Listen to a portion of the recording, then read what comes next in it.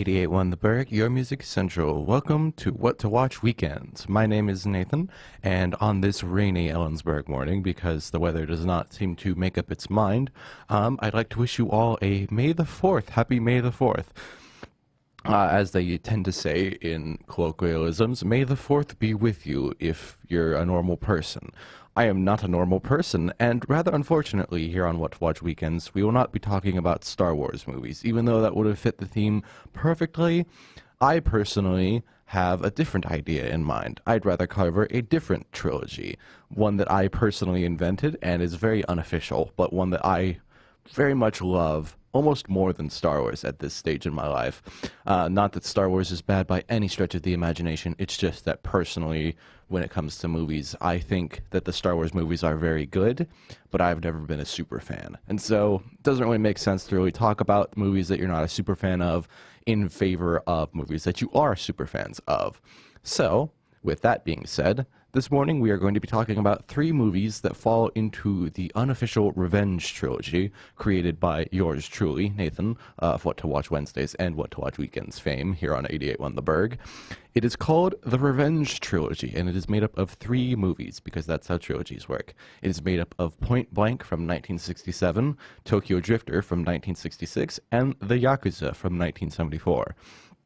For those of you who listen in to What to Watch Wednesdays from 8 to 9 p.m. on here on the Burg on Wednesdays, because it's called What to Watch Wednesdays, that's not important, you may remember that I talked about these 3 movies on Wednesday this week, and I constantly mentioned that the best way to kind of explain why these 3 movies are related would be to have a longer set of time and a longer amount of just ways to explain all the ways that they're perfectly interlocked, in my opinion at least.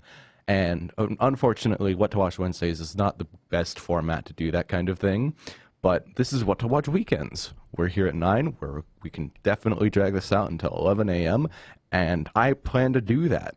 Don't worry, I'm going to be playing plenty of music in between. It's not going to just be me talking the entire time, but I'm personally very excited, and I hope you are too, to hear me rant and rant and rant, because I'm really good at that. So, without further ado, we are going to open up the morning with What You Know by Two Door Cinema Club, and when we come back, we will jump into the first movie, that being Point Blank. 88.1 The Burg, your music central. Welcome back to What to Watch Weekends. My name is Nathan, and we are going to be talking about the first movie on our watch list this morning.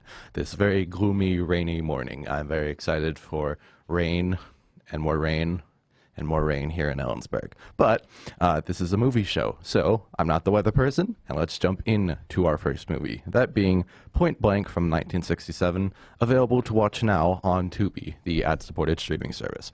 Well, there are multiple of those, but the most common and well-known of the ad-supported streaming services out there. At any rate, Point Blank's general plot follows Walker, a petty criminal. After he and a friend of his, who are located on Alcatraz, because that's a normal thing to do, you just go to Alcatraz for fun in L.A. I don't know, man, don't question L.A. They basically steal some money after a sort of dead drop is placed in Alcatraz. They steal some money from that dead drop, and then Walker's friend Reese shoots him at point blank range and leaves him for dead on the island of Alcatraz.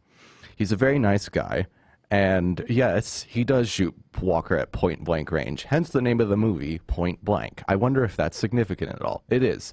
It's significant in the first 5 minutes. It's wonderful. So, after he wakes up, or technically regains his soul after being shot, Walker essentially makes his way back to mainland LA to track down his friend Reese and his double-crossing girlfriend, whose name is not important because she does die pretty early on in the movie, but as a character she is important to him as a sort of goalpost because she also double-crosses him. She goes with Reese after Reese shoots him, and so he goes to find her first, then so he can find Reese, and then he can find the money that Reese stole from him after they stole from the dead drop, you know? You see, it's got very clear goals in it, because that's how a movie should be written. You should write it in a way that allows you to go from point A to point B. But at the same time of this just being a very straightforward revenge thriller, Walker ends up going through some weird sort of changes. At the beginning, he's just wearing normal suits, but as the movie continues on, he finds himself in strangely more colored environments. Sometimes a very bright green office that's kind of more of an olive green office.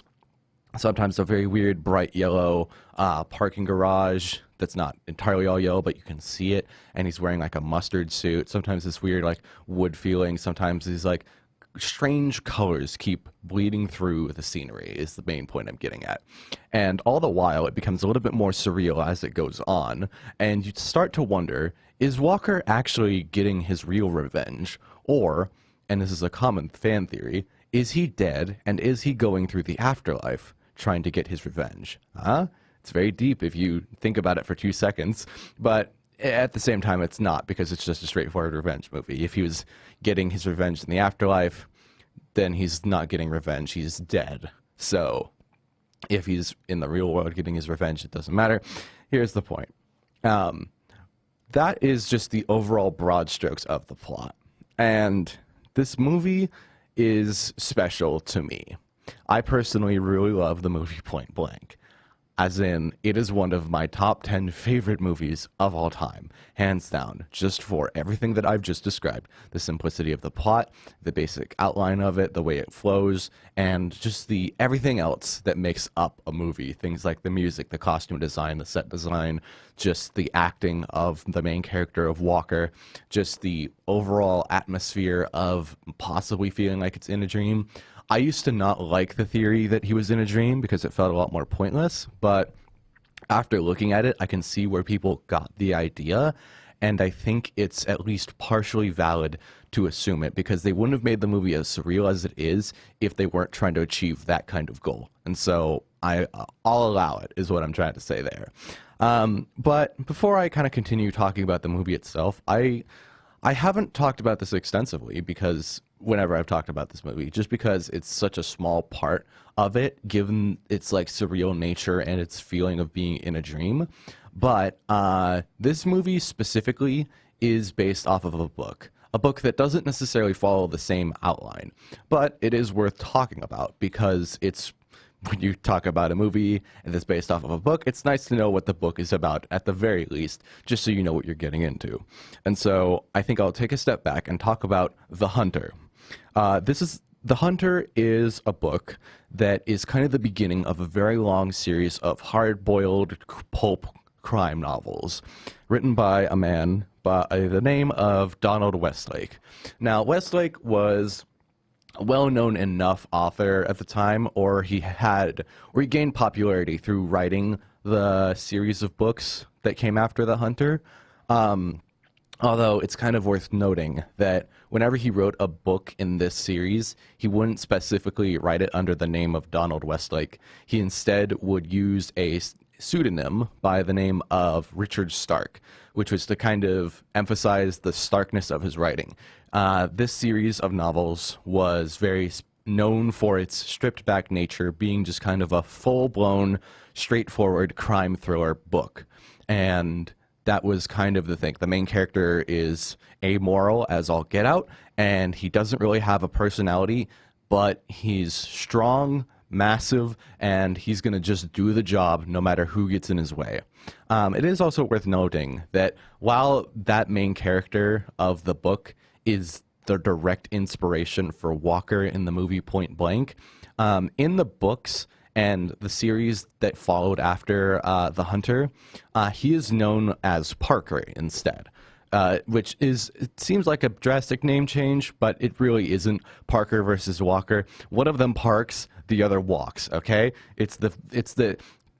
That was a really stupid joke, and I wanted to get it in there somewhere, so you're welcome for that. But at any rate, it's just, personally, I did also go out of my way to get a copy of The Hunter, and I started reading it, and I went, I can kind of see where they're going with it. Unfortunately, I haven't read the entire thing, but I know for a fact that it was based off the book at the very least, and I could see the mild inspirations here and there. Just the overall stripped-back nature. Of course, stripped back for a movie and for a book are two completely different things. For a book, you're still going to get, like, personal emotions or personal kind of connections from certain characters. what made Parker stand out in the first place is that he wasn't really internally monologuing. He wasn't really saying a whole lot. He kind of kept to himself. And this is, keep in mind, very shallow understanding, as I've only read a little portion of the book. But from an initial characterization, you get the idea that Parker doesn't really care about what's going on around him. He just wants to look out for number one. And I will say part of that comes from the knowledge of how they adapted it into the movie Point Blank, because Walker is exactly that way. He doesn't really care about anyone who's involved or what they feel or what they're doing. He just wants his money from them, including his friend Reese, who shot him in the back and left him for dead. He doesn't even want full-blown revenge on Reese for shooting him and stealing his girlfriend. He wants revenge on Reese because he stole his money.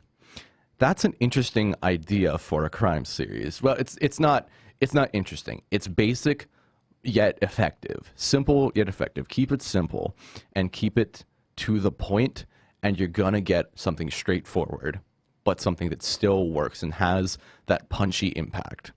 I should also mention that talking about Walker, I would be remiss if I didn't mention that Walker himself is played by a legendary actor by the name of Lee Marvin. If that name does not sound familiar, that's totally fine. But just keep in mind that Lee Marvin, the actor who plays Walker, was well known in the 50s through the 70s as a very gruff, tough guy. He's definitely the definition of the old villain type character, the one who has the very deep, gravelly voice and the white hair and would be on the side of the evil people, or he'd be on the side of the good guys, but just kind of like the mean general kind of type. He was very much typecast in that sort of role. And to be honest with you, I personally love Lee Marvin as an actor, specifically because of Point Blank. I personally think that his overall style to acting and just his overall approach is just unmatched on the screen. I personally consider him and Charles Bronson and Clint Eastwood to be the trifecta of this is what a macho person looks like to me. Maybe it's because I just watch a lot of old movies, but it's also like, if you look at people who are supposedly macho at this day and age, they're all either bald or they're fake or they're both. They're bald and fake. And just to see these old guys who very clearly aren't super strong, but can definitely pack a punch if you get in their way, that to me is the definition of macho. You got to be soft-spoken, but you also got to be able to take it and then give it right back when the opportunity presents itself. And they're all willing to do that, especially Lee Marvin. But before I get too off track, there's a real reason that I want to mention Lee Marvin so specifically and call him out for his performance in Point Blank. And that is, I love Point Blank so much, but thankfully I can also say with confidence that without Lee Marvin's involvement, the movie would not have turned out the way it is. I love the way that it is. I love its surreal nature. I love its weird color choices, its weird overall atmosphere. And part of that is definitely due to Lee Marvin. To make a very long story, partially, well, not a super long story, but a long enough story that it'd take longer than I'm willing to spend, so I don't waste too much time here. A very shortened version of a not super long story. I'm taking too long to explain how I'm going to shorten the story than the actual story itself. Let's just jump into why exactly Lee Marvin was involved in Point Blank. It turns out that back in the 60s, Joe Hollywood, we'll call them, the series of executives wanted to give Lee Marvin a movie. And Lee Marvin, while filming the movie The Dirty Dozen, also from 1967, was in talks with the director of Point Blank, a man by the name of John Boorman. John Boorman was well known in the British film industry, or at least he had a foothold in the British film industry. He's a British film director, and he hadn't really broken into Hollywood yet. He wasn't really well known. He was just kind of new arrival in town. He hadn't really made the right connections to get any big pictures made. And so when he was looking at the script for Point Blank. He was like, "Oh, Lee, what do you think of this?" And Lee was like, "I really like the character of Walker, but everything else sucks. Do you want to work on this movie together, John?" And John goes, "Yeah, I want to work on this together." Keep in mind, I'm abridging and I'm not necessarily doing the exact conversation. But nevertheless, when these Hollywood bigwigs called both of them into a meeting, Lee Marvin and John Borman were sitting down, and Lee Marvin goes, "Okay, you guys think I'm incredibly popular, and you want to give me creative control over a movie," which is huge in Hollywood, especially for the big studios. When you get full creative control, not even like full creative control, if you get approval over the script and the casting and just who gets to kind of overall manage the movie and how it's going to turn out in the end, that is still huge. Because sometimes the studio demands cuts to the script or rewrites or it to be a bit different from what the director wants it to look like. In this case, Lee Marvin had full approval over many aspects of how the movie would turn out. They were just going to give it to him, no kind of compromises on the deal. Lee Marvin walks in and he goes, "Okay, so I have script approval, I have casting approval, I have all these other approvals." And they go, "Yep, you ready to make a movie?" And Marvin goes, "Yeah, I'm ready to make a movie. I defer every single one of those calls, script, cast, everything else that you have given to me. I defer all of those approvals directly to John. John Borman now gets those permissions. He can approve the script, he can approve the cast, and he can control how the movie is made." And then he walked out of the meeting. Can you imagine how much of a power play that is? You go into a meeting with a bunch of Hollywood bigwigs, and they're like, "Hey, you're such a popular, like, well-known actor at the time. We want to give you your own movie." And you go, "Yeah, give all those creative liberties to this not super well-known British director who's just arrived in town. Let's see what he comes up with." And then you just walk out of the meeting. Can you imagine how much of a power play that is? I can only imagine the stunned look on everybody's faces, especially John Borman, who was just like, "Oh, thank you, but I should probably go start working on the movie now. Bye."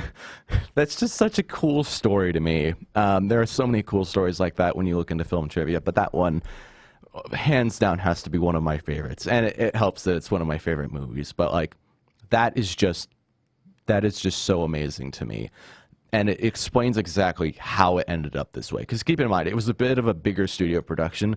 They may not have supported the whole, like, "Oh, it's surreal, it feels like a dream" the entire time.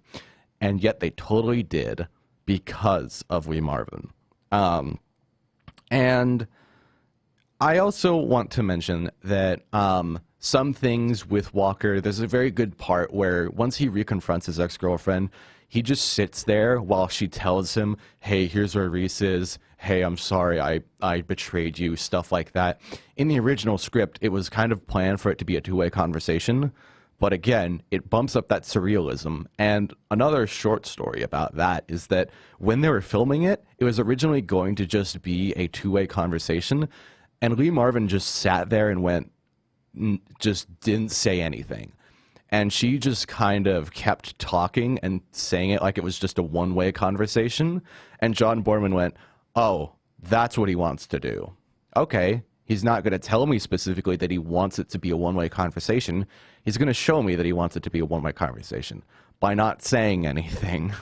So let's just say part of the reason that this movie happened was because of the collaborative effort of John Borman and Lee Marvin, who were both geniuses in their own right. And I feel more than confident in claiming that Lee Marvin is significant in how this movie turned out the way it did. And again, I love the way the movie is. It's one of my favorite movies. It's just, it's one of those things that I can talk about over and over again. But at the end of the day, the biggest thing I can do is highly recommend watching Point Blank. If you've never seen it before, I absolutely recommend. This one made me realize why I love film. I also wanted to bring up a minor point about the movie, which is just kind of a nitpick, but it's also really funny, and it's not like a bad thing at all. Reese works for a group of people. Like, basically, Walker's going up against his old friend Reese and his old ex-girlfriend and getting money back. And Reese works for a group of criminals by the name of The Organization. That is a very funny name. It's just The Organization. It's like the business or the corporation for the name of the evil company or the evil group of villains in a movie like that. Like, who are you? We're the scary ones. We're known as the business. That's all I really have to say about Point Blank. Still, high recommendation. And when we come back after the break, we're going to talk about another movie that I give a high recommendation to, that being Tokyo Drifter from 1966. So stick around for that. 88.1 The Burg, your music central. Welcome back to What to Watch Weekends. My name is Nathan, and we are going to be jumping into the second movie on our watch list this morning, that being Tokyo Drifter from 1966, available to rent on Amazon. So, to get into the overall plot summary of Tokyo Drifter, Tokyo Drifter is about I should actually preface this by saying Tokyo Drifter is not an inspiration for the Fast and the Furious movie Tokyo Drift. They are not related in any way, shape, or form, or if they are, I wouldn't know because I haven't seen Tokyo Drift, but I significantly doubt it. I tend to have no trouble at all kind of searching up Tokyo Drifter as its own thing, what with search engine optimization being such a thing.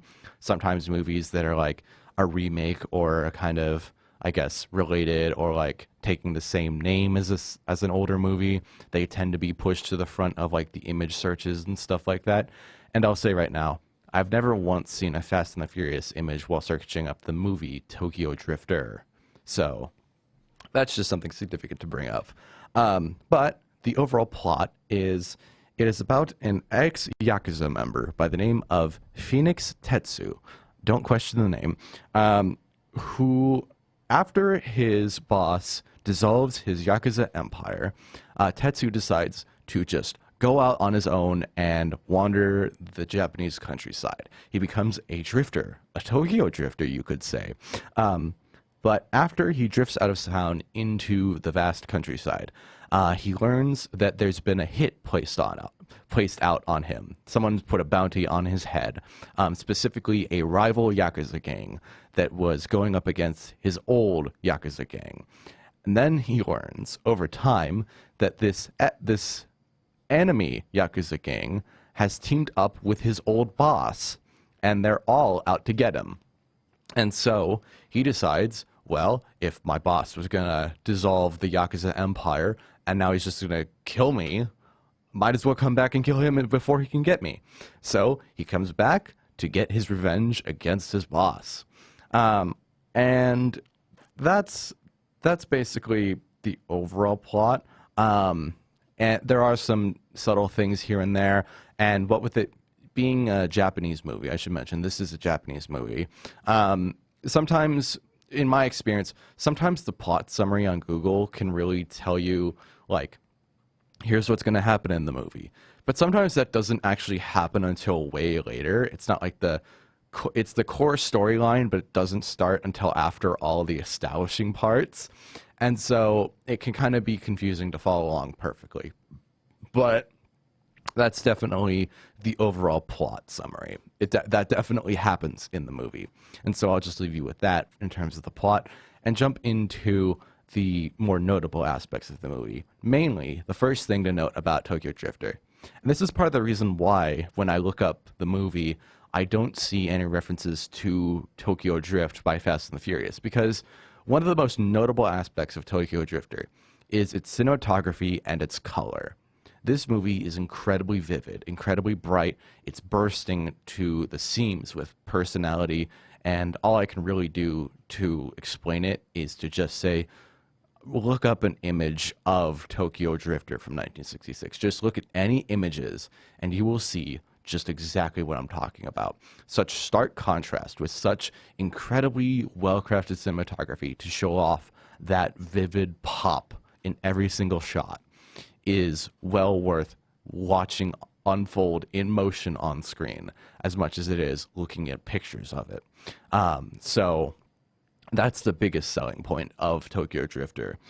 And I should also mention before we get into too much further, you realize the comparison between Tokyo Drifter and Point Blank, both of them having more vivid popping colors that kind of tie into the significance of the movie. Keep that in the back of your mind. We are talking about the unofficial Revenge trilogy this morning, and so I'd like to kind of just plant that seed for a little bit later when I get into that kind of topic. But I will say that part of the reason Tokyo Drifter is this way is it, the color doesn't necessarily tie directly into the story, and the story itself isn't necessarily anything to write home about. It's not like award winning by any stretch of the imagination. And so for that reason, it's very clear that the filmmakers just wanted to have fun while making it, rather than being concerned about making some like masterpiece of cinema that would go on to inspire everybody. It still went on to inspire a lot of people, what with its very bright colors. Again, you can see inspiration throughout all of cinema just by looking at Tokyo Drifter. But they didn't intend for that. They just intended to have fun with making the movie. And there's actually a real reason I know, like, okay, here's what I'm getting at. With this kind of color palette, you'd expect there to be a greater purpose behind it, rather than it just being for fun.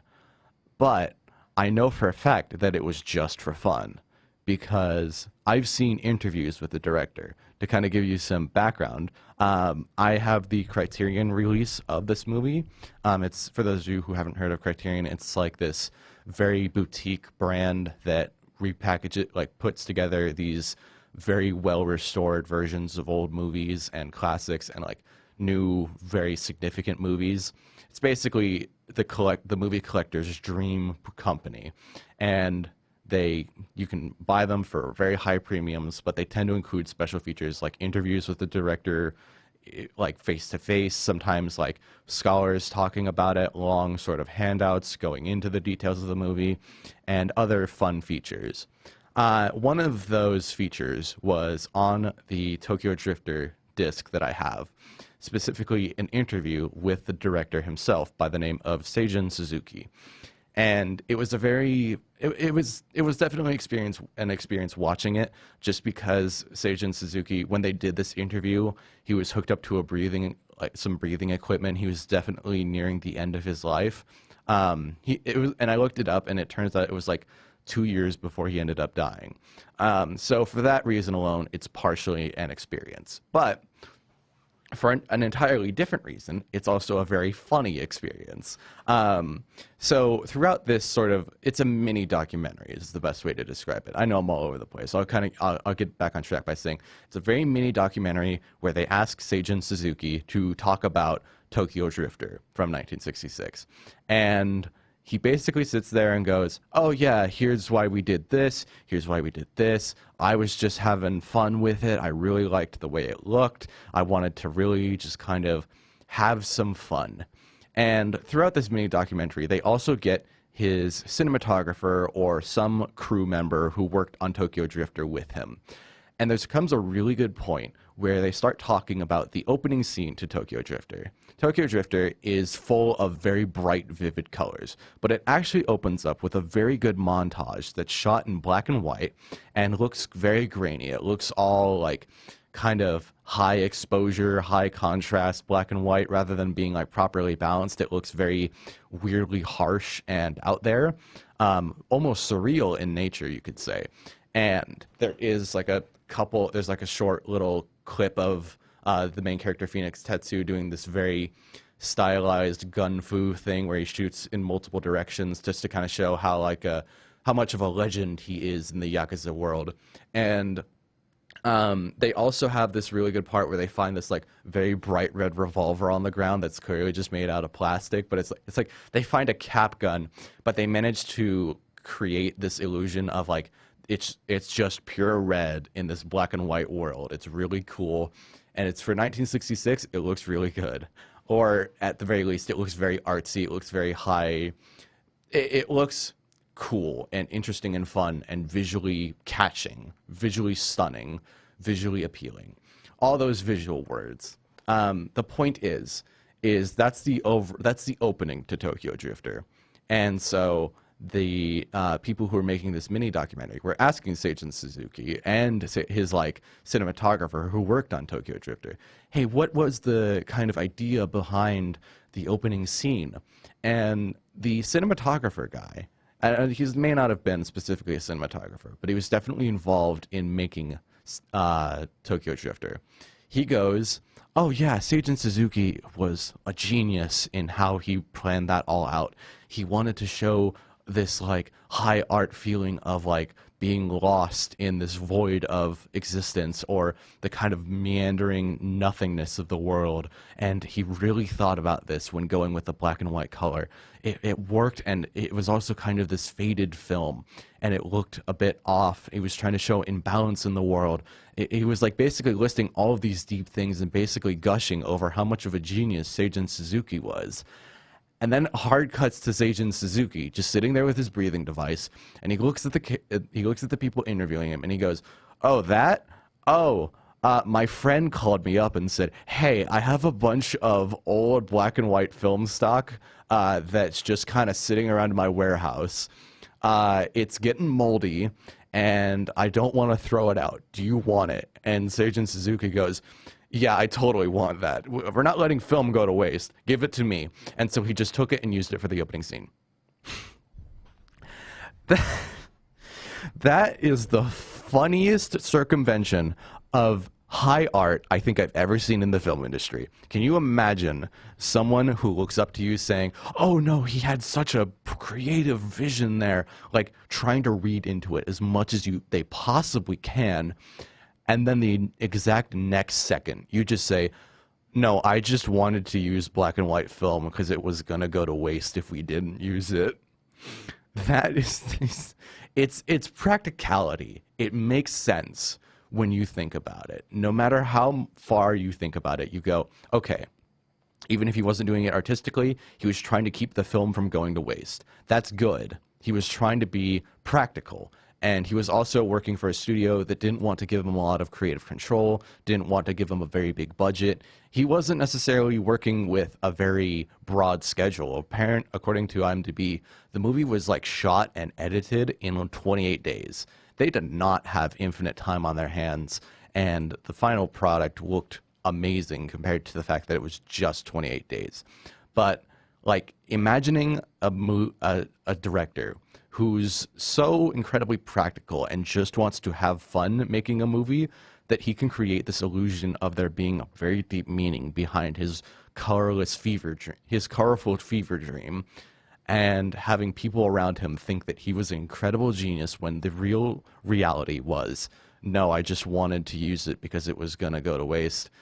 That's incredibly funny, but again, it's kind of a power move, because it illustrates something that I've felt about film for a very long time, which is 15% of everything you learn in terms of theory, in terms of people criticizing movies, in terms of the overall analysis of movies, only about 15% of it is complete garbage made by sometimes very elitist people within the industry. You look at a film review and you see people trying to quote philosophy, clumsily, I might add, but they try so very hard to come up with deep meanings for film. And some movies do warrant that. There are some movies that definitely have deeper meanings, and you can definitely analyze them. But there is also a part of me at least, that feels if you're just focused on theory and artistry and the overall like deeper hidden meaning hidden underneath the sand, you're going to miss what's right in front of you, which is that you're watching a very fun, colorful movie that's visually appealing to the eye. It doesn't matter what it's trying to say with those colors, you're having fun watching a very goofy, bright movie. And at the end of the day, I feel like some people get caught up in the artistry of it, when in reality, making movies, surprisingly, movies are about having fun. You know, you don't go to a movie to like be upset unless you really want that. I mean, sometimes a movie can do that, and sometimes that's fine. But the general population of people are going to see a movie because they want to have fun. They want to experience something worth their time, something that can make them happy, sometimes something that can make them sad. But a fun movie is never a bad thing. And if you just ignore that it's like trying to have fun and try to dig deep into its artistry, you're gonna run into problems, because now you have this dissonance of, well, what's the artistry of it? I have to figure out what it all means. And you completely miss the point of it, which is to have fun and then maybe inject it with that kind of meaning. Some movies are like that, and Tokyo Drifter is exactly like that. You can't just go into it expecting to get some masterpiece. You have to go in expecting to have fun and see the masterpiece take shape as you watch it. That's the biggest point that I'd like to bring up about Tokyo Drifter. You can't just expect high art from every piece of cinema. Sometimes you just want to have fun. Girls Just Want to Have Fun, the song, no. And I think the best sort of way I can prove that Tokyo Drifter is like this is by telling you one of the biggest pieces of trivia about it, which is the movie doesn't have its name come from nowhere. Tokyo Drifter is also a song, a song just called Tokyo Drifter, or according to Google Translate, Tokyo Wanderer. Essentially, someone in Tokyo who kind of just wanders on his own and isn't really tied down by the world. And in the movie, they play this song called Tokyo Drifter. Now, at the time, this song was popular in Tokyo. Well, not Tokyo, in Japan. It was a pop song. It has this very jazz blue feel, like jazzy blues feel to it, with this sort of, it's got this like chorus singing sha la la la la la la. But it's got this very distinctive style and sound to it. And the studio went, hey, let's make a movie with this. And as it turns out, they also had the person who sang the song Tokyo Drifter, the man by the name of, what's his name? Tetsuya Watari. Tetsuya Watari is the actor who plays Phoenix Tetsu in the movie Tokyo Drifter. And when they play the song Tokyo Drifter, that is actually the actor Tetsuya Watari singing the song Tokyo Drifter. It's just a pop song. It doesn't have any significance to the movie, but, well, I shouldn't say it doesn't have any significance to the movie. It doesn't have a super deep meaning. It's just about being a Tokyo wanderer or a Tokyo drifter. And let me tell you right now, watching that song, when watching the movie, they play the song multiple times. Just seeing Phoenix walk around with that song playing in the background, it is an absolute vibe to it. There's just something so incredibly compelling about it. Something so incredibly faintly nostalgic, yet present day, yet also stuck in the past about the whole thing. And while I could break down how very significant it is in terms of conveying a theme or a story or an overall idea, I'd rather just sit back and watch it happen. And that, to me, is the essence of Tokyo Drifter. It's a lot more fun, and you're going to get a lot more enjoyment out of it if you just sit back and let it happen. And so, with that being said, I want to take a moment to also mention that we are going to take a quick break, and when we come back, we are going to be jumping into the Yakuza from 1974. But, as I've said, a bit clunky all over the place. But here's the point. Tokyo Drifter is a lot more fun when you let it happen, and to kind of convey that idea, we are going to play Let It Happen by Tame Impala. 88.1 The Burg, your Music Central. My name is Nathan. Welcome back to What to Watch Weekends. For our third movie on the watch list this morning, we are going to be talking about the movie The Yakuza from 1974, available to rent on Amazon. So, to kind of give you the overall plot summary of The Yakuza, this movie follows Harry Kilmer, a character who is both a veteran of World War II from the Pacific Theater in Japan, and an ex-private detective who is hired by one of his old war buddies, who also served with him in World War II in the Pacific Theater, to rescue this friend's daughter from the Yakuza after they kidnap her. Along the way, he ends up going back to Japan to reconnect with his friends, and also chases after his old love interest from when he was back in Japan after the war ended, a woman by the name of Aiko, who they basically broke up after her brother returned. And that brother, by the name of Tanaka Ken, ends up being enlisted by Harry to help him take down the Yakuza, or at least get the daughter back safe from the Yakuza. Of course, when you deal with the Yakuza, a very big crime group in Japan, there's not a good chance that you're going to be able to get anybody out of there alive without it. What I'm trying to say is that it's a suicide mission without saying directly that it's a suicide mission. But it very much is, because it's the Yakuza, and they're dangerous and deadly, and they don't mess around. So, what I've just described is kind of the overall basics of the plot. And I think here's the real problem with that. That is the first time I think I've done an adequate job at explaining the plot ever in any capacity. Because every single other time that I try to figure out the plot again or explain it in any way that's concise and works, it tends to cause problems, because I have left out a significant chunk of the fact that there's like Aiko's daughter, who Harry also knows. There's like 2 other friends involved in this whole thing. There's Tanaka Ken being involved with the Yakuza. He's like ex-Yakuza, but he's also partially Yakuza. And then there's like the relationship between Harry Kilmer and Tanaka Ken. And then there's like a bunch of other stuff going on in the background, and how Aiko's husband was presumed dead, which is why when Tanaka Ken came back, he was like, "Thank you, Harry Kilmer, for looking after my sister, Aiko. But can you leave now, please, because her husband is dead and it's dishonorable," and a lot of other stuff like that. I gave you the Cliff Notes, and then I explained the long version of it. Trust me, there's a convoluted plot under the hood of the Yakuza. It's not an easy to explain one or an easy one to follow along with. On the one hand, that's actually good, because sometimes with movies, sometimes if it's like an art movie or this like kind of very dramatic foreign movie, people tend to say there's nothing happening in it. It's just kind of meandering about and not really getting to the point. With the Yakuza, you can definitely circumvent any of those claims, because it's definitely getting to the point. It's got a lot to tell in its runtime.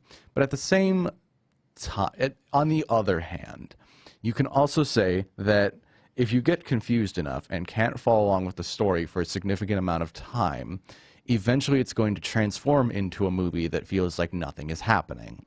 So it's a double-edged sword of not having too much in your story, but also wanting to have enough that there's a substance to it. And I don't think the Yakuza really hits that balance. It definitely goes overboard with its story to the point of it becoming a bit convoluted at times. And it doesn't really fix its problem by making it overcomplicated, because like I said, if it goes too complicated, you feel like nothing is going to be progressing in the story, because you don't care about what's happening, because it's so confusing that you can't keep track of it. That's the main point. And that leads nicely into another point about this movie, which is its greatest weakness. Of course, one of the biggest issues is the plot, but it also lends itself nicely into an overall problem in terms of its editing, in terms of its storyline, in terms of how they frame a lot of the actions and a lot of just the moment-to-moment dialogue within the movie itself. The Yakuza feels disjointed almost intentionally in a very bad way, because I know there are some movies out there that are intentionally disjointed. They tell their stories out of order. The best example would be something like Pulp Fiction, where they tell you it in the perspective of, here's what happens, then we're going to go back in time to this part of it. It's definitely the most well-known movie to do that kind of thing, a non-linear story. That kind of thing is fine. And it feels like the Yakuza is trying to do that with some of its like choices, but it also feels like unintentional to a degree of, how did you mess this up? One of the best examples of it being intentionally disjointed and it actually going towards the movie instead of counting against it is near the beginning. After a lot of introductions, Harry Kilmer comes to Japan, and he meets up with a couple of his friends who live in Japan, who are also related to the guy who like hired him, quote unquote hired, asked him to rescue his daughter. They all meet up and they're in a house, and then Harry Kilmer walks out.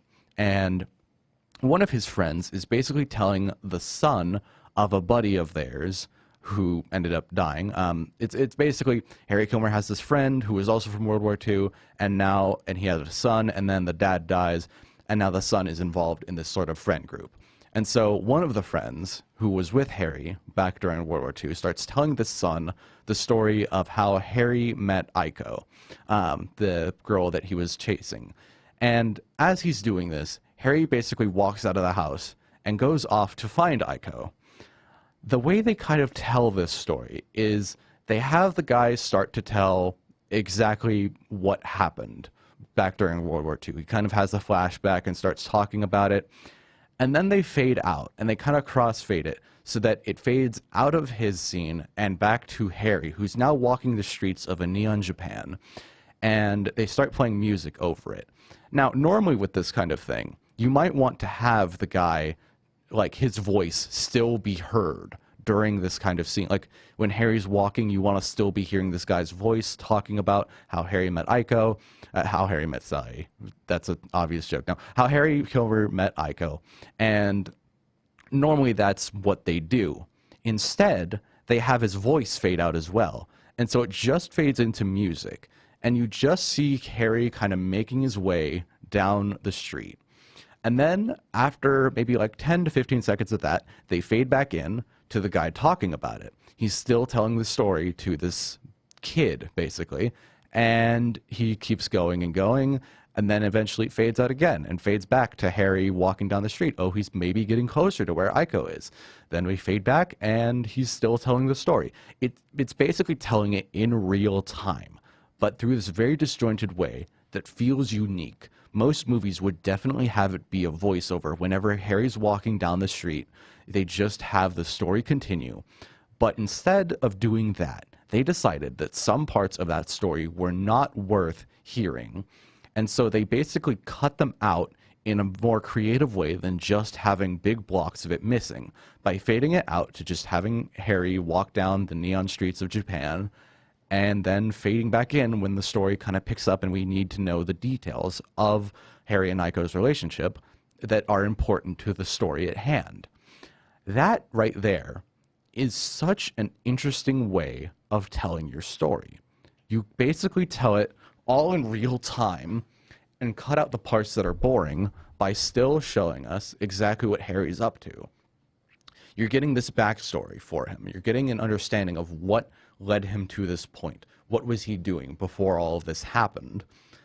And you're still keeping track of him in the here and now. You know exactly where he's going, or if you don't know where he's going, you're still following him, and you can maybe guess from the context clue of it being about Harry and Aiko that maybe he's going to go find Aiko. Maybe that's what he's doing.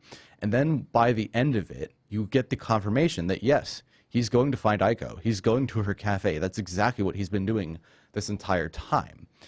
And so you get this very efficient scene that tells you everything you need to know in a way that's also creative. Because again, they could have just had it be a voiceover the entire time. They didn't.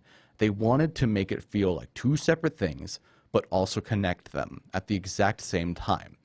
And let me tell you right now, I can over-explain this as much as possible, but the best way to kind of get a feel for what I'm talking about is just to watch this scene fold out, because I personally was like, wow, that works, weirdly. At first I wasn't too sure, but looking back on it now, it definitely works. It's different, and that's why I was hesitant. Like I said, it'd be something different normally. So the fact that they were trying something, and even if it didn't, wasn't 100% successful, doesn't mean it didn't work. It was still about 85 to 95% successful at what it was trying to do. Maybe closer to the 85, but that's still over 50. So it still worked as a scene. And that's where disjointed tactics can really make a movie stand out. At the same time, the Yakuza also has a scene in it that does not work for being disjointed. It's almost like they're trying to directly mess with you and make you question what order the movie's actually supposed to be in directly. I remember this scene like I saw it yesterday, and I didn't. There's a scene later in the movie where Harry Kilmer is talking with Tanaka Ken. The kind of setup is that because they're going after the Yakuza, and because Tanaka Ken was also involved in the Yakuza, he has some connections to Yakuza members. And essentially, Harry's coming in to tell Tanaka, hey, I kind of messed up and may have gotten rid of one of your friends. Even if that's not exactly what happens, it's important to kind of have some build-up here. The main point of the scene, of what's going to happen next, is that Harry is going to try and tell Tanaka Ken that he killed Tanaka Ken's friend, right? That's a key part of dialogue in what's going to happen in this next scene, this exchange that's going to happen between the two of them. So the way they film the scene, or the way they put it together, Harry walks in, he says, he meets Tanaka Ken, he goes, hey, let's talk about your sister, Aiko. They talk about her for a couple seconds. Then they talk about their plans. They're like working together to take down the Yakuza and get this daughter back. What are we going to do about that? Okay, cool. Then Harry brings up, hey, I killed one of your friends. Now, normally, that wouldn't be an issue. But from the way that Harry is played, from the way it's specifically worded, from the way it's portrayed in the story, from the way it feels put together, the line where he says, I killed your friend is not a, by the way, it's not an before I leave, and before I leave. It's not a before I leave. It's not a, oh, one last thing. It's just, I killed your friend. It's basically that blunt. And then he leaves. Now, normally when you're writing that kind of thing, you want to word it in a way that doesn't make it feel like it could easily be at the beginning of the scene. You don't want that to be at the end. If it feels like you've basically left the door open for them to put, hey, Tanaka Ken, I killed your friend. If they can put the hey, Tanaka Ken part at the beginning of that line, then there's a problem, because that means that you've specifically written your movie out of order, written, whatever. You've specifically written it out of order, either intentionally or on accident. And it's a very easy problem to fix. And you didn't fix it. And it's out of order now. And the audience is going to get confused and mad that Harry Kilmer didn't just walk in and say, hey, Tanaka Ken, I killed your friend. They could have done that. And when there's a possibility of them being able to do that, you cause problems. You cause this dissonance in the audience going, what is real anymore? Is this the correct order? And that right there is exactly the problem with the Yakuza, because that is only one perfect example of it. I can count at least 3 to 4 times where it felt incredibly significant in the progression of the story that they did something like that. They did it out of order. And it makes me so mad. But at the same time, it also inspires me directly. I can bash on the Yakuza all I want, but can you understand how much you can get out of a scene that's put out of order? As an editor, as a writer, all you can do is look at it and go, well, here's how I could maybe flip it around. Here's how I could rewrite the script to just make that line happen first. Here's how I direct it to make that line happen first. Here's how I do it in a way that could totally work from the way it's originally written, or I could rewrite it myself. I could do it myself.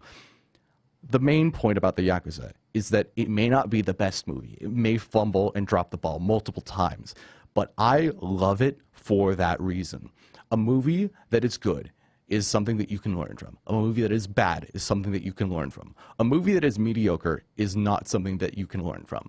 But a movie like the Yakuza that is just above mediocre is cinematic education gold.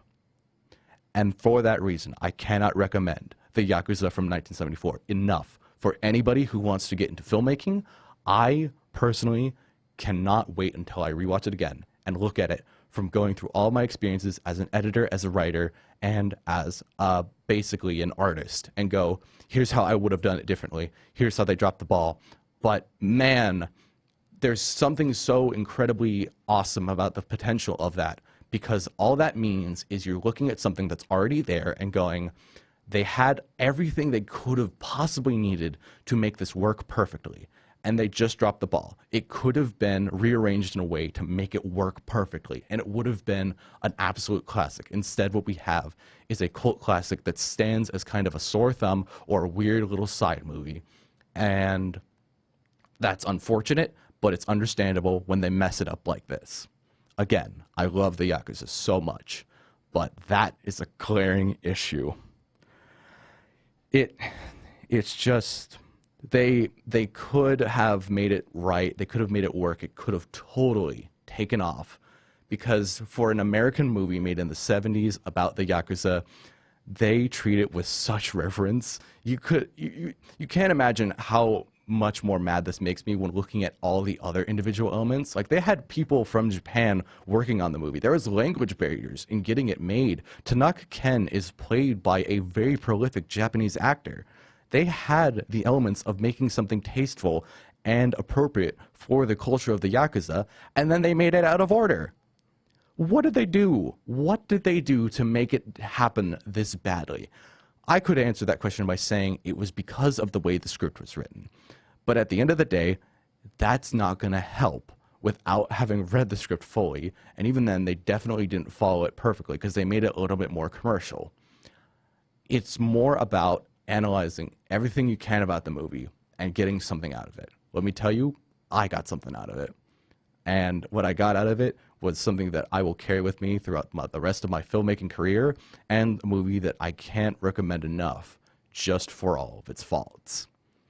That is just wild to me. So after that very long rant, we are going to take a quick break with some music. We are going to be listening to Reality in Motion by Tame Impala. When we come back, I'm going to tie up all three of these movies that I've talked about this morning and explain why I refer to them as the Revenge Trilogy. So stick around for that. 88.1 The Burg, your music central. Welcome back to What to Watch Weekends. My name is Nathan, and we are going to wrap up our show this morning by talking about, well, kind of recapping more so, the three movies that we talked about this morning, that being Point Blank from 1967, Tokyo Drifter from 1966, and The Yakuza from 1974. There's a very specific reason that I chose all three of these movies this morning and on this last Wednesday. Words are very fun, and I know exactly how to say them. Here's the point. There's a very good reason why I chose all three of these movies. I personally like to, well, I don't like to do this regularly. This isn't something I sit around doing all the time. But as a person who really loves film, I want to kind of make some of the parts of the industry my own, I guess, sort of adapt it for myself or create certain things that mean something to me through these movies that I enjoy. A very good example of this is that I have seen a movie available to watch on Tubi that I will definitely talk about some point in the future that is the most obscure movie I think I've ever seen in my life. There was no information about it. It just had like 15 ratings on IMDb, no reviews, nothing like that. It was well known enough to be put on a at least marginally used streaming service that was supported by ads. But at the same time, nobody ever talked about it. And I specifically gave it a rating, and the results on the IMDb 6 point whatever, like the decimal number, actually went up after I left a rating and a review on the movie. That's a weird brag to me, but it illustrates my point that I like taking parts of the cinema world and kind of applying it to myself or creating my own sort of vision of the film industry and kind of adapting it to myself personally. One of those things that I have done with these three movies specifically has been I have created my own unofficial trilogy of movies. Point Blank from 1967 being the first, Tokyo Drifter from 1966 being the second, and The Yakuza from 1974 being the third in what I like to call the Revenge Trilogy. And before you ask, what do you mean by that? What are you talking about? Is this a real thing? First of all three of these movies were directed by a different person. They did not release in a specific order. They didn't release in order of how I put them in the trilogy for a reason like that. Two of them came out in the 60s and one of them came out in the 70s. All three of them are telling very different stories through partially different methods. And they are not officially connected in any capacity, which is why it's unofficial and it's made by me. Because part of the reason I made this is when I first reviewed these, I reviewed them last year on What to Watch Wednesdays, and I simply had seen all three of them fairly recently. I liked all three of them, and I talk about three movies on What to Watch Wednesdays. And so I just kind of did a sort of by association, combined sort of here's a grab bag of three movies that I like that maybe are similar if you squint hard enough. Here it is. At this stage, I have refined the comparisons, and I will tell you now why I personally consider them to be in a trilogy. One of the first things is the name. Specifically, I call this the Revenge Trilogy, and that's because of the themes present in each of these stories. To kind of recap very quickly, Point Blank is about Walker, who is shot and basically double-crossed by his friend and double-crossed by his girlfriend, and has money stolen from him. And he makes his way back into town in order to get revenge on his friend and his ex, and to get the money that he feels he's owed after this event. Tokyo Drifter is about a Yakuza member who leaves town after his Yakuza group disbands, and then after finding out that his old boss wants to kill him, comes back to town to get his revenge after basically you've broken up the team and now you want me dead. Make up your mind, I'm getting revenge. How dare you? The Yakuza is about a man who gets sort of pulled into this scheme by a friend of his to go rescue this friend's daughter from the Yakuza. And it could be seen as a bit vague. Here's where the squinting comes in. If you're hiring a World War II veteran who fought in the Pacific Theater, who also lived in Japan for a significant amount of time after World War II ended, and you're asking him, hey, can you go deal with the Yakuza for me? They kidnapped my daughter. You're not necessarily asking for a peaceful resolution there. And I don't care what you say otherwise. That's not necessarily going to end in a very peaceful confrontation. You're not hiring him because he's a good negotiator. Harry Kilmer is an ex-private detective. He's used to being rough and tough. You're not going to walk away unscathed from any of that. And so, from squinting at it and then kind of realizing, oh wait, no, if I stop squinting and I just look at the big picture, this is overall kind of a revenge plot on the half of Harry's friend who tells him to go do this or asks him to go do it. He doesn't force him. But it has the elements of being a revenge story right out the gate. On top of that, one of the biggest uniting factors between all three of these movies, or at least the first two, is the color palette. One of the things that you tend to notice with movies is that sometimes they have colors are really not something I talk about a lot in movies, and I always like it. It's just that sometimes you have the opportunity to talk about it, and sometimes you don't. With this series, you have full reign to talk about the colors because they are significant. In Point Blank, after Walker is essentially shot and left for dead, the scenery around him transforms to be these very stark contrasting whites, these weird textures, these bright technicolor yellows and greens built into the set design itself, which contrasts nicely off of his mustard-like suits and his sometimes partially kind of an olive green ties, and it just becomes more surreal the further it goes on. With Tokyo Drifter, the entire thing is a fever dream, filled to bursting with vivid colors in every single shot of the movie. And in the Yakuza, while it may not be incredibly prevalent, There are definitely scenes involving the Yakuza themselves where they're meeting up for the first time, and in the background there's this deep navy blue, this very contrasted reds, these kind of pink or pinkish reds colors. There's moments where Harry Kilmer is walking through the streets of Japan in this sort of bright neon color. You see a very weird sort of yellowish tint over certain aspects of the movie, especially the more brutal scenes. The more violent scenes have this almost sepia tone that doesn't actually bleed through. It just feels a lot duller in terms of its color than you would expect from a movie like this. There are also scenes where they've been meeting up on like a boardwalk and you see these bright sort of evergreen colors in the background because of the evergreen trees, but it fits the theme well enough. It's not incredibly invasive or intrusive like Tokyo Drifter, but it's definitely noticeable in comparison to something like Point Blank. And even in comparison to something like Point Blank, where the colors become incredibly prevalent, you can still see it here and there. The Technicolor definitely shines through. All three of these movies also follow a sort of loner. As I mentioned with Point Blank, Walker is going after his old friend and his ex-girlfriend. Basically, everybody has left him for dead. And when he comes back, nobody really wants anything to do with him. And he's completely fine with that because he's just concerned about numero uno. In Tokyo Drifter, Phoenix Tetsu is called the Tokyo Drifter, or he has his like theme song being the song Tokyo Drifter. Which is a song that literally just says, "I'm the Tokyo Drifter." I don't think you can get more subtle than saying, "I'm a drifter. I'm a basically homeless man who's just wandering the countryside of Japan, looking out for only myself." That's really kind of a loner. That's the definition of a loner.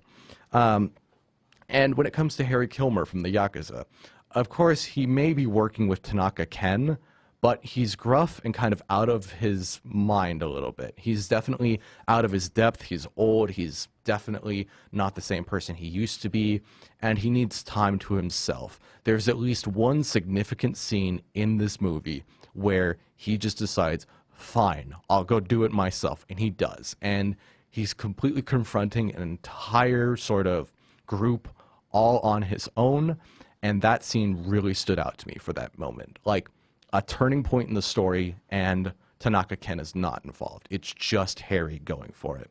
And to kind of refresh, for those of you who haven't listened to the entire time, the words, Tanaka Ken is the brother of Harry Kilmer's old wife or girlfriend from Japan, Aiko. And I should mention now, as I said, Harry Kilmer does a thing where he goes, fine, I'll do it myself. That leads nicely into one of the funniest and unplanned things I think I've ever seen when it comes to movies. And this is exactly why I refer to them as a trilogy. I can go on and on about all the themes, all the story beats, all the elements that make up the movies, but I would be remiss if I didn't mention the fact that this is exactly why I put them in a trilogy. I was like, there's no way there wasn't some sort of cross between all of these. And it's a very funny, very trivial, very small part of all of them. But I couldn't have made it up if I tried. So here it goes. Point Blank, Tokyo Drifter, and the Yakuza all have a significant scene that takes place in a hallway. Okay? So in Point Blank, in the first 20 minutes after Walker gets back from Alcatraz, he's coming back to mainland LA. There's a scene where he walks through a hallway in LAX. I've been to this hallway, by the way. I've walked through it. It's surreal. It's covered with tiles, and it's very echoey, and he's wearing these very loud shoes that make the echoes bounce off all the walls, reverberating through your very soul, as they also edit this montage together of his ex-girlfriend going about her normal day with slightly trippy elements, like a reversed mirror image, like mirrors, rows of mirrored images moving behind her, right, as she's at like a pedicure place. All the while, you constantly hear his footsteps pounding and pounding and pounding and clacking and clacking and clacking, right? It's surreal, it's out there, it's weird, but I specifically have looked at that scene more times than I can remember. All right, that's Point Blank. At the end of Tokyo Drifter, spoilers for Tokyo Drifter, after he basically gets his revenge and kills his boss and everyone involved in the situation that put a hit out on him, he walks out of this very weird, elaborate, pure white arena filled with stairs and weird red popping elements here and there. It gets trippier the further it goes on, and by the end of it, it's just this surreal fever dream.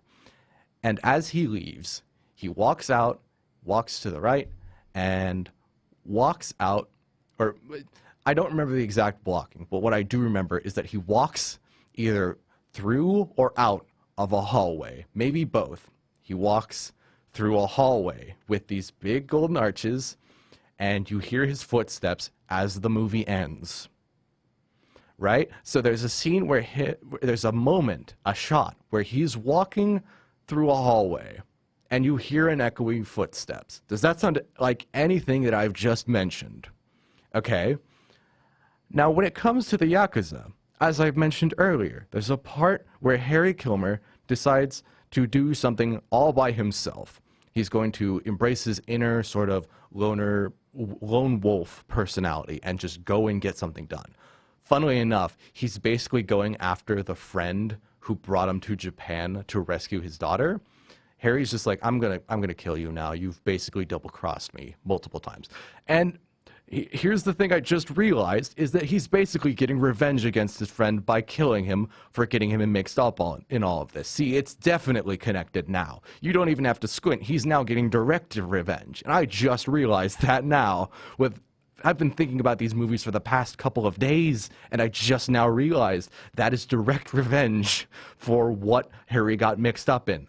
So, in the most significant scene, well, one of the most significant scenes in the Yakuza, Harry Kilmer decides to go to his friend's apartment and kill him to get his revenge. And it opens up with him basically walking out of an elevator. The camera follows him very close by. It's a complete over-the-shoulder shot. And once again, that sepia starts to permeate the screen. It feels very brown and yellow of a color. It just feels like it, because he's also wearing a very big brown trench coat. But it follows him as he walks down the apartment hallway. You just hear his foot tapping and tapping on the carpet as he's wearing these very formal shoes. He walks into his friend's apartment and kills everyone. And again, the lead up to that scene, the moment before he gets revenge, he is walking through a hallway. It's so incredibly weird to me that something like a hallway would connect three movies like this so perfectly. And yet, I was ecstatic when I saw this scene in the Yakuza, because I went, weirdly enough, I could totally make these three seem related. They all have a hallway scene. They all have the hallway scene. It happens at different points. For the Yakuza, it happens kind of in the halfway between the midpoint and the end. Tokyo Drifter, it happens at the very end. And in Point Blank, it happens near the beginning. It's the perfect trifecta. It works so well. This is unintentional. And honestly, it's just like, it just made me happy.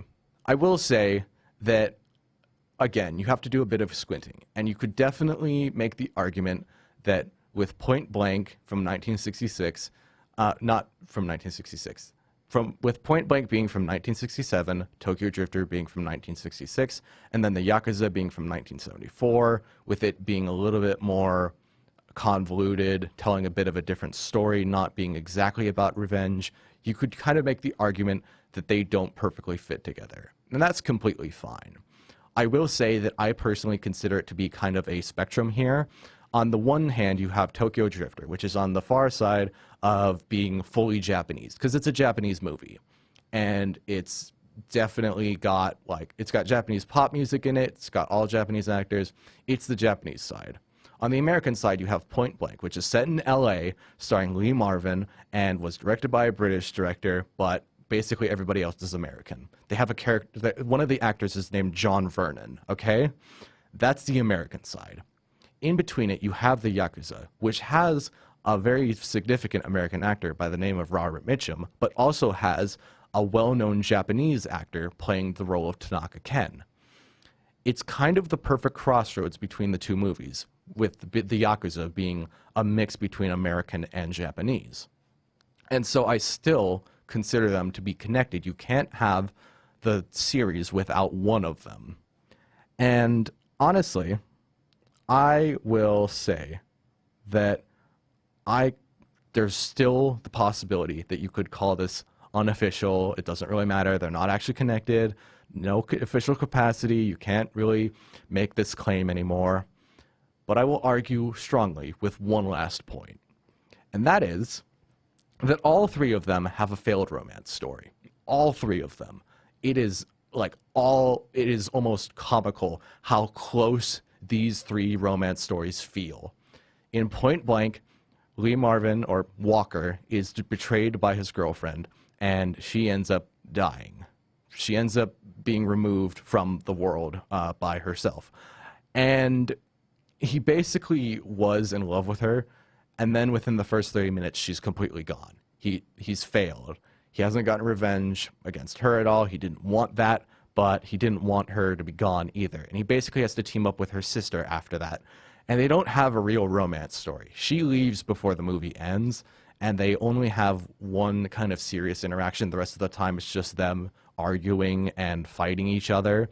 And they just have to work together because they both hate Walker's old friend Reese. That's really the only reason they're paired up together. And that's not really a romance story. That is a failed romance story. In Tokyo Drifter, Phoenix has a girl who keeps fawning after him. She's like, take me with you. I want to be with you. I love you. I can't live without you.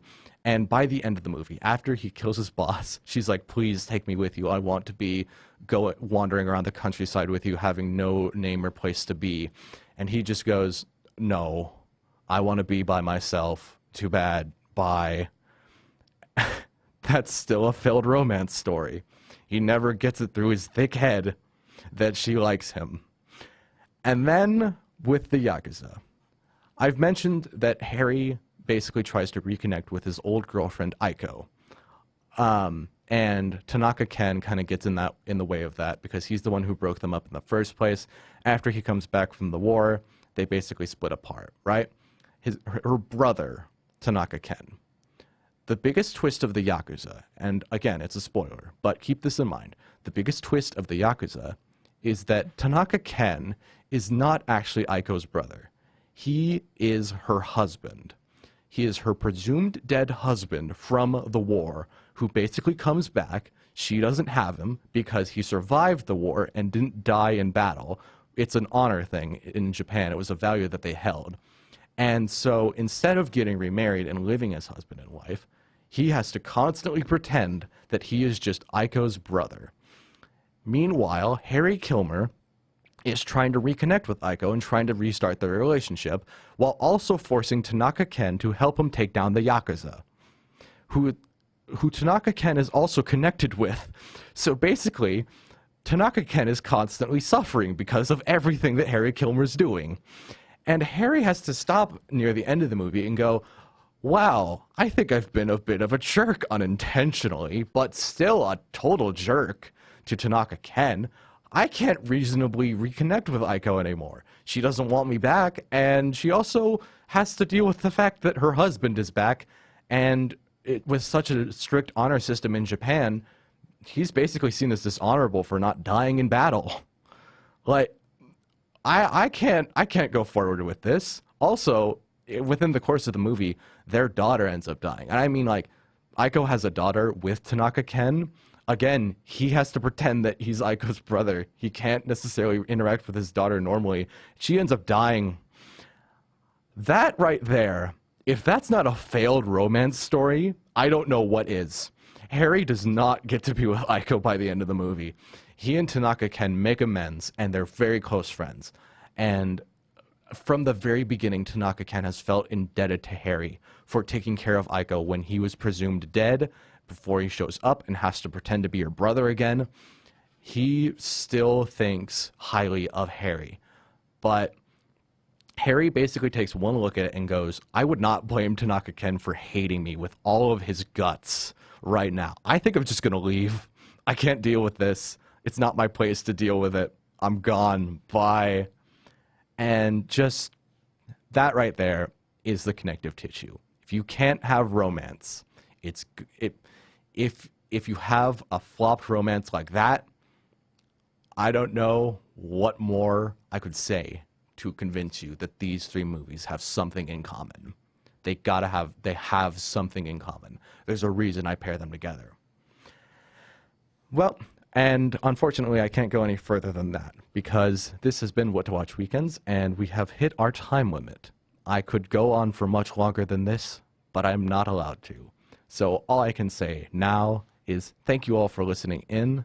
I will be back on the Burg here on Wednesday, this upcoming Wednesday, 8 to 9 p.m. I will be back here on What to Watch Weekends from 9 to 11 a.m. And I will thank you all for listening in to the Revenge Trilogy review. This has been Nathan, signing off.